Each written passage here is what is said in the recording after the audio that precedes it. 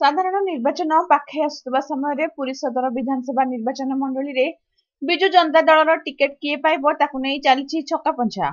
ଦଳର ଭୂତପୂର୍ବ ଜିଲ୍ଲା ସଭାପତି ତଥା ବିଧାୟକ ସ୍ୱର୍ଗତ ମହେଶ୍ୱର ମହାନ୍ତିଙ୍କ ପୁତ୍ର ତଥା ବିଜୁ ଯୁବ ଜନତା ଦଳର ରାଜ୍ୟ ସମ୍ପାଦକ ସୁନୀଲ ମହାନ୍ତି, 5T ଅଧ୍ୟକ୍ଷ ଭିକେ ପାଣ୍ଡିଆନଙ୍କ ଅନୁଗତ ଥିବା ଓ ପ୍ରାୟ କାର୍ଯ୍ୟକ୍ରମରେ ଦୃଶ୍ୟମାନ ହେଉଥିବା ମୋ ଓଡ଼ିଶା ପରିବାର ଓ ଜୀବନ ବିନ୍ଦୁ କାର୍ଯ୍ୟକ୍ରମର ସଂଯୋଜକ ତଥା ବିଜୁ ଯୁବ ଜନତା ଦଳର ଅନ୍ୟତମ ରାଜ୍ୟ ସମ୍ପାଦକ ସୁଭାଶିଷ ଖୁଣ୍ଟିଆ ଏବଂ ପୁରୀ ସଦର ବ୍ଲକର ନିର୍ବାଚିତ ଅଧ୍ୟକ୍ଷ ଦିବାକର ପାତ୍ରଙ୍କ ସମର୍ଥକମାନେ ନିଜ ନିଜର ନେତାଙ୍କ ସମର୍ଥନରେ ଲବି ଚଳାଇବା ଆରମ୍ଭ କରିଦେଇଛନ୍ତି।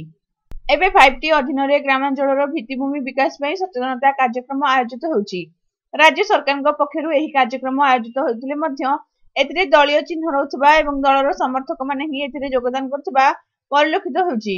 ପୁରୀ ସଦର ଅଞ୍ଚଳରେ ପୂର୍ବରୁ ଆୟୋଜିତ କାର୍ଯ୍ୟକ୍ରମ ମାନଙ୍କରେ ଅନେକ ଦଳୀୟ କର୍ମକର୍ତ୍ତା ମଞ୍ଚସୀନ ହୋଇଥିବା କାରଣରୁ ସେହି ସବୁଥିରେ ଦର୍ଶକଙ୍କ ସଂଖ୍ୟା ମଧ୍ୟ ସଭାସ୍ଥଳରେ ପରିପୂର୍ଣ୍ଣ ରହିଥିବା ଦେଖାଯାଇଥିଲା।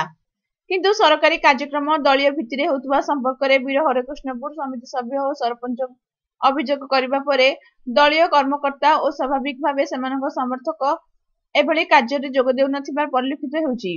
ଶୁକ୍ରବାର ଦିନ ବେଲଦଳ ଗ୍ରାମ ପଞ୍ଚାୟତରେ ଆୟୋଜିତ ଆମ ଓଡ଼ିଶା ନବୀନ ଓଡ଼ିଶା କାର୍ଯ୍ୟକ୍ରମରେ ପରିଲକ୍ଷିତ ହୋଇଥିଲା ସେହିପରି ଦୃଶ୍ୟ।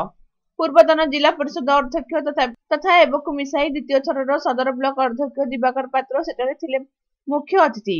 ଅଳ୍ପ କିଛି ମହିଳାଙ୍କୁ ଛାଡ଼ିଦେଲେ ସଭାସ୍ଥଳର ଚୌକି ପଡ଼ିଥିଲା ଖାଲି।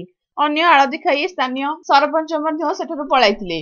କିଛି ସମୟ ଅପେକ୍ଷା କରିବା ପରେ ପ୍ରଦୀପ ପ୍ରଜ୍ୱଳନ କରି ସାଂସ୍କୃତିକ କାର୍ଯ୍ୟକ୍ରମ ଆରମ୍ଭ କରିବା ନିମନ୍ତେ କହି ଶ୍ରୀ ପାତ୍ର ସେଠାରୁ ଚାଲି ଯାଇଥିଲେ। ନେତାମାନେ ନିଜ ନିଜର ସମର୍ଥକଙ୍କୁ ମତାଇବା ଆସନ୍ତା ନିର୍ବାଚନରେ ଦଳ ପାଇଁ ମହଙ୍ଗା ସାବ୍ୟସ୍ତ ହୋଇପାରେ ବୋଲି ତଥ୍ୟବିଜ୍ଞ ମହଲଙ୍କ ଆଲୋଚନାରୁ ଜଣାଯାଇଛି।